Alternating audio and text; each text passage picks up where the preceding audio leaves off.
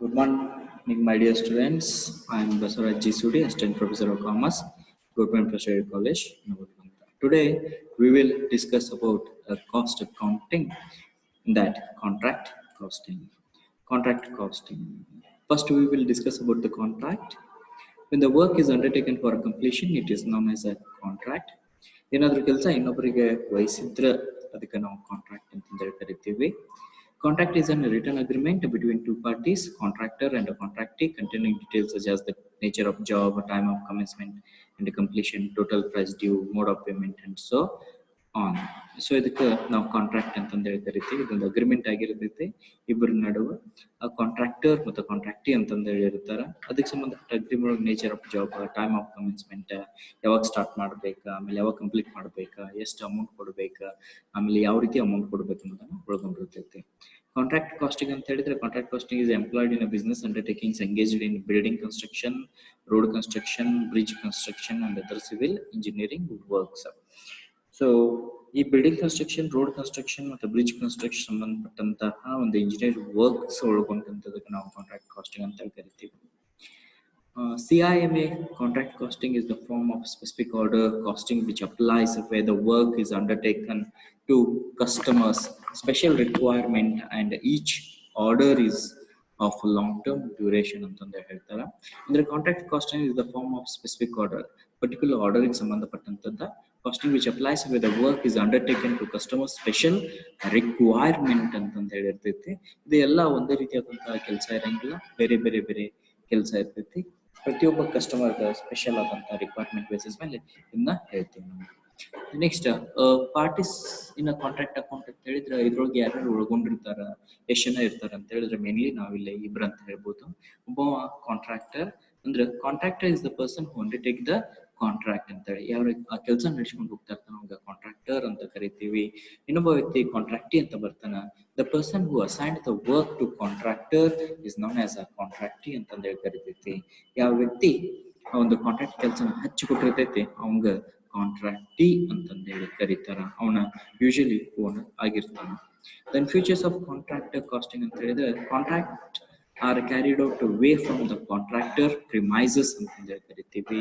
ಇದು contractor premises ಒಳಗೆ ನಡೀತಕ್ಕಂಥದ್ದು continue for more than one accounting year. ಈ ಕಾಂಟ್ರಾಕ್ಟ್ ಅಕೌಂಟ್ ಅಂತಕ್ಕಂಥದ್ದು 1 ವರ್ಷಕ್ಕೆ ಇರ್ಬೋದು ಅಥವಾ 1 ವರ್ಷ, 2 ವರ್ಷ, 3 ವರ್ಷನೂ ಕೂಡ ಹೋಗ್ಬೋದು.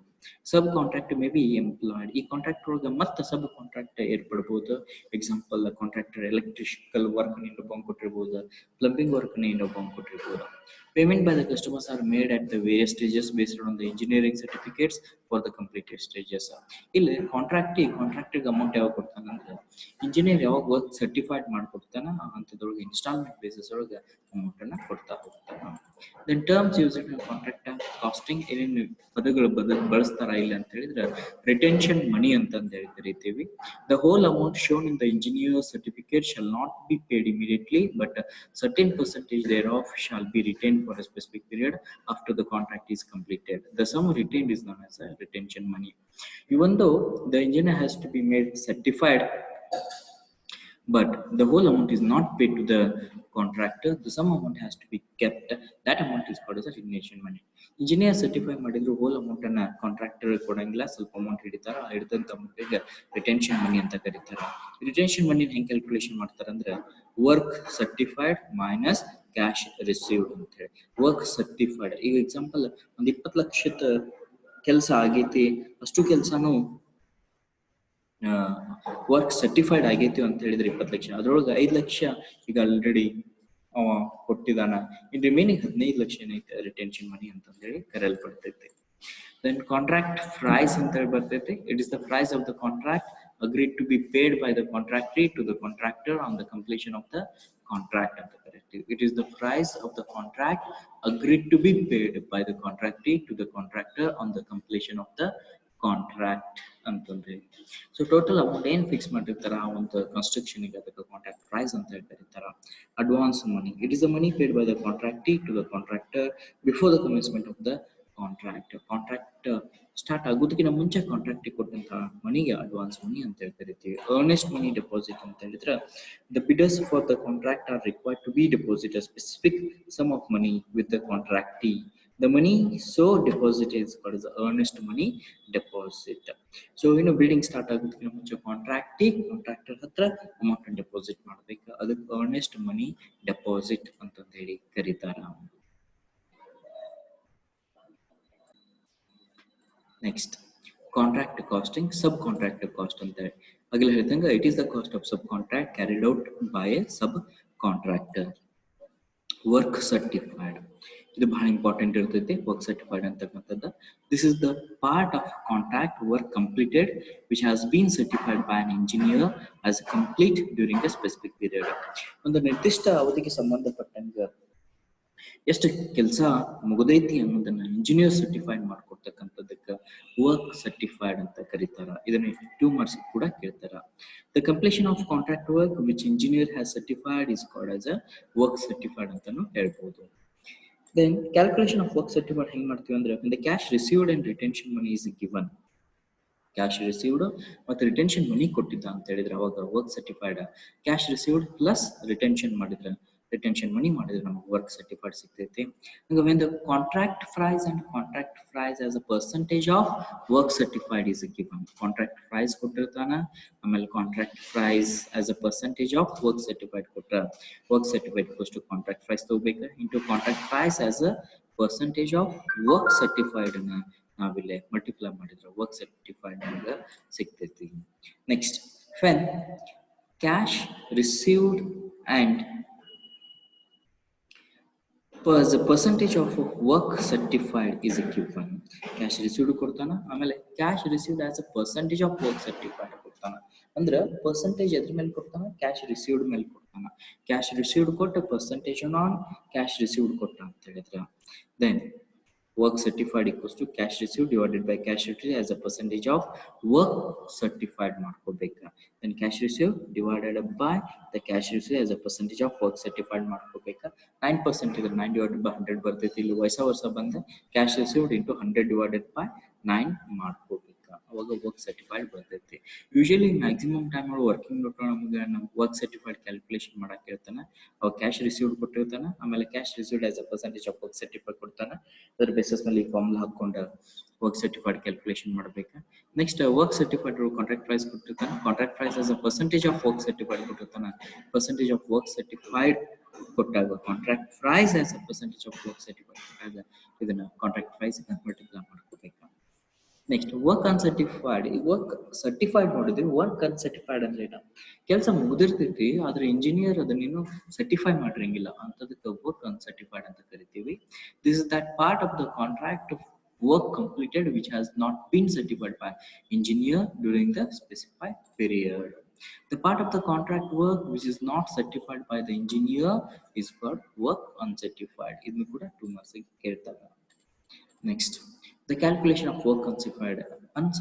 ಇದನ್ನ ಕ್ಯಾಲ್ಕುಲೇಷನ್ ಮಾಡೋದು when total cost of the contract and the cost of work certified is given.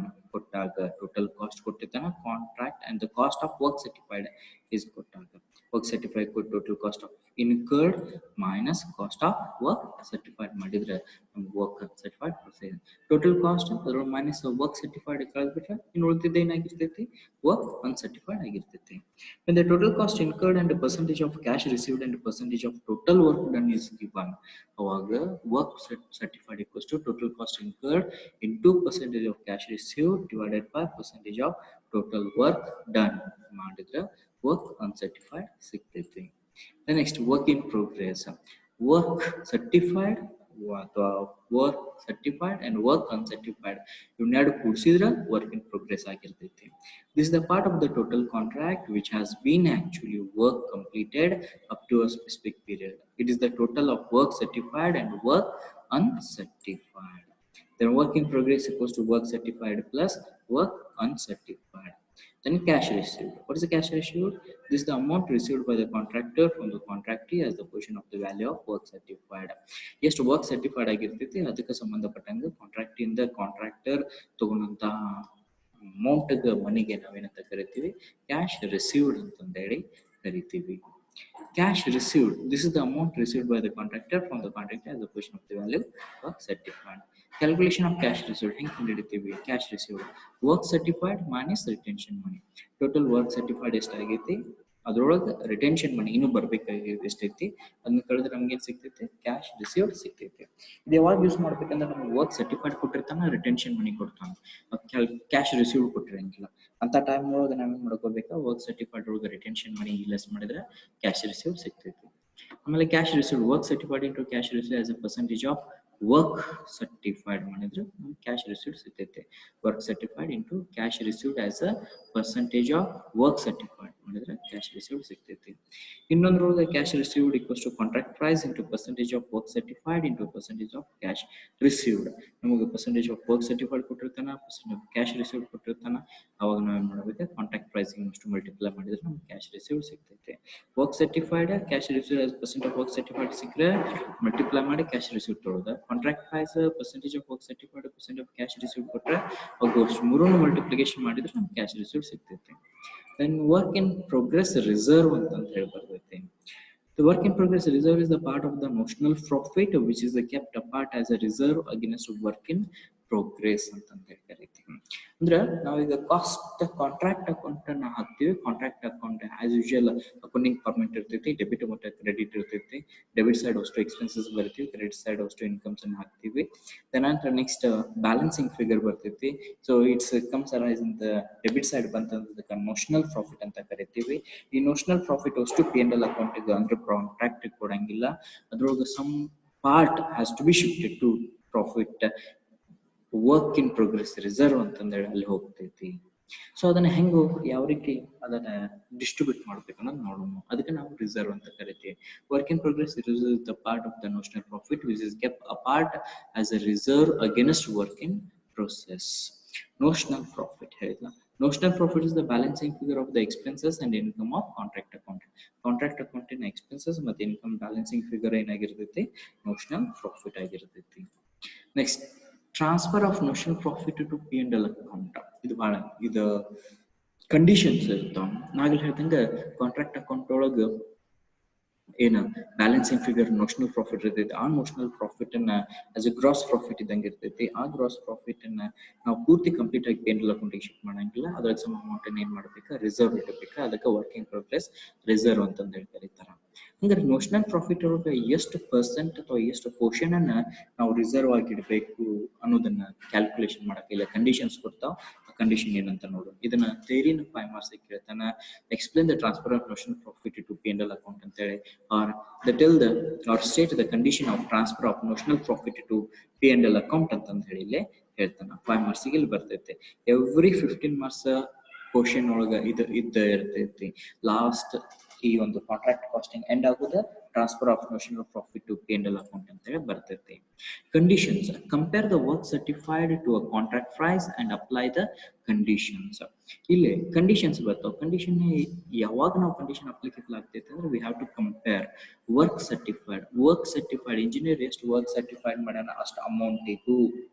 Next contract price ಆ ಒಂದು ಬಿಲ್ಡಿಂಗ್ ಅನ್ನ ಅಥವಾ ಯಾವುದೋ ಒಂದು ಇಂಡಸ್ಟ್ರಿನ ಕನ್ಸ್ಟ್ರಕ್ಟ್ ಮಾಡಿಕೊಡ್ಲಿಕ್ಕೆ ಒಪ್ಕೊಂಡಂತ ಪ್ರೈಸ್ ಕಾಂಟ್ರಾಕ್ಟ್ ಪ್ರೈಸಿಗೂ ಕಂಪ್ಯಾರಿಸನ್ ಮಾಡ್ಬೇಕು. ಆ ಕಂಪ್ಯಾರಿಸನ್ ಬೇಸಿಸ್ ಮೇಲೆ ಇಲ್ಲಿ ಕಂಡೀಷನ್ಸ್ ಬರ್ತಾವ. ಆ ಕಂಡೀಷನ್ ಬೇಸಿಸ್ ಮೇಲೆ ನೋಷನಲ್ ಪ್ರಾಫಿಟ್ ಅನ್ನ P&L ಅಕೌಂಟಿಗೆ transfer ಮಾಡಬೇಕಾಗ್ತೈತಿ.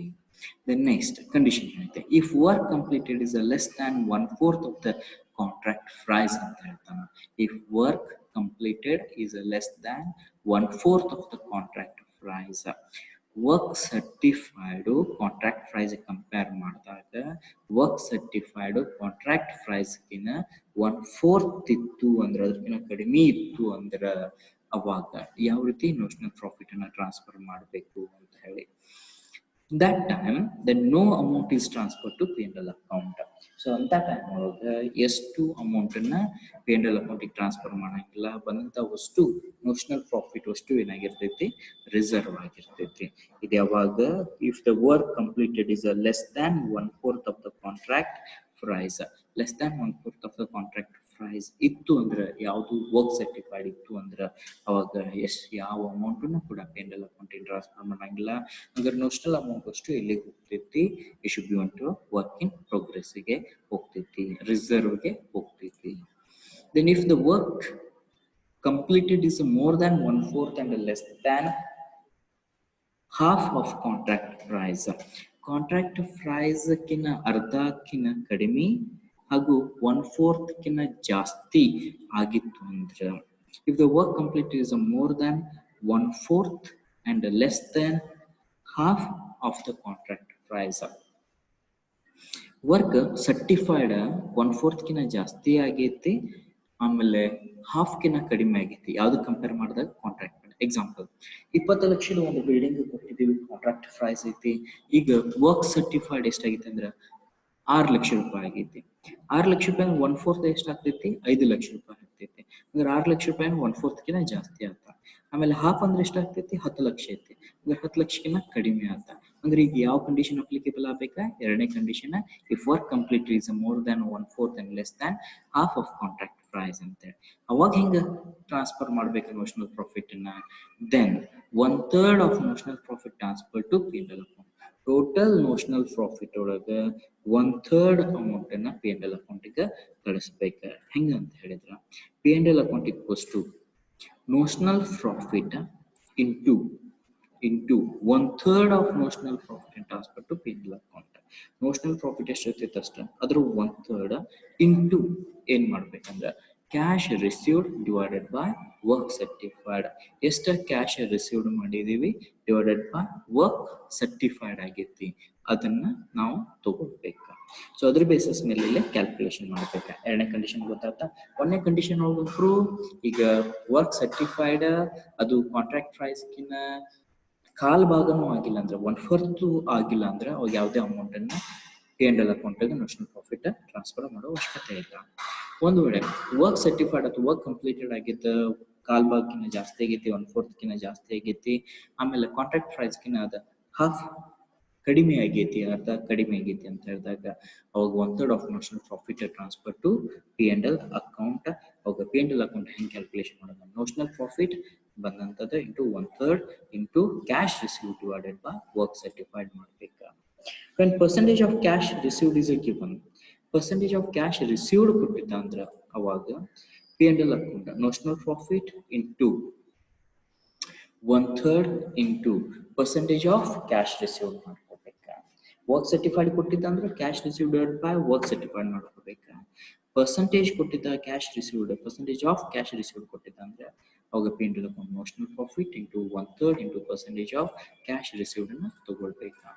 Next, if work complete is more than the half and less than the 3/4 of contract price, work certified ಮತ್ತು contract price ಕಂಪೇರ್ ಮಾಡಿದಾಗ work certified ಅರ್ಧಕ್ಕಿಂತ ಜಾಸ್ತಿ ಆಗೈತಿ, ಆಮೇಲೆ ಮುಕ್ಕಾಲ್ಕಿನ್ನ ಅಂದ್ರೆ 3/4 ಕಿನ್ನ ಕಡಿಮೆ ಆಗೈತಿ. ಅವಾಗ ಏನ್ ಮಾಡ್ಬೇಕಂದ್ರೆ then time 2/3 of notional profit transfer to P&L account. P&L ಅಕೌಂಟಿಗೆ 2/3 of notional profit ಅನ್ನು ಟ್ರಾನ್ಸ್ಫರ್ ಮಾಡ್ಬೇಕು. ಅವಾಗ ಹೆಂಗಿದೆ P&L account notional profit into 2/3 into cash received divided by work certified. Cash received ಎಷ್ಟೈತಿ ಆಮೇಲೆ ವರ್ಕ್ ಸರ್ಟಿಫೈಡ್ ಎಷ್ಟೈತಿ ಅದಕ್ಕೆ ಮಲ್ಟಿಪ್ಲೈ ಮಾಡಿ ತಗೋಬೇಕು. ಇನ್ನು next percentage of cash received ಕೊಟ್ಟಿದ್ದ, ಕ್ಯಾಶ್ ರಿಸೀವ್ಡ್ ಎಷ್ಟು ಕೊಟ್ಟಿಲ್ಲ, ಪರ್ಸೆಂಟೇಜ್ ಆಫ್ ಕ್ಯಾಶ್ ರಿಸೀವ್ಡ್ ಕೊಟ್ಟಿದ್ದ ಅಂದ್ರೆ ಅವಾಗ notional profit into 2/3 into percentage of cash received ಅನ್ನ ತಗೊಳ್ಬೇಕು. Next, if work complete is more than 3/4 of a contract price, then notional profit transfer to P&L account on the basis of estimated profit. ಒಂದ್ ವೇಳೆ 3/4 ಕಿನ್ನ ಹೆಚ್ಚಿಗೆ work certified ಆಗಿತ್ತು ಅಥವಾ work completed ಆಗಿತ್ತು, then ಅಂತ time ಒಳಗೆ if complete more than 3/4 of the contract price, then notional profit transfer to P&L account on the basis of estimated profit. ಅವಾಗ ಏನ್ ಮಾಡ್ಕೋಬೇಕ?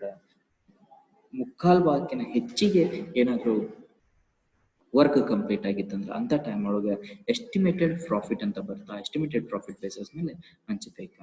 P&L account equals to estimated profit into work certified divided by contract price ಅನ್ನ. If work completed is more than the 3/4 of contract price, then notional profit transferred to P&L account on the basis of estimated profit. ಇದ್ರೊಳಗೆ P&L account ಹೆಂಗ ನಾವಿಲ್ಲಿ ಕಂಡುಹಿಡಿತೀವಿ ಅಂದ್ರೆ 3/4 ಕಿನ್ನ ಹೆಚ್ಚಿಗೆ work ಆಗಿತ್ತು contract price compare ಮಾಡಿದಾಗ estimated profit ಅಂತಂದೇಳಿ ಕಂಡುಹಿಡ್ಕೋಬೇಕು. ಆ ಎಸ್ಟಿಮೇಟೆಡ್ ಪ್ರಾಫಿಟ್ಗೆ work certified divided by contract price ಬರ್ತಿತ್ತು. ಪ್ರತಿ ಸರಿ ನಾವೇನ್ ಮಾಡ್ತಿದ್ವಿ, cash receive divided by work certified ತಗೋತಿದ್ವಿ.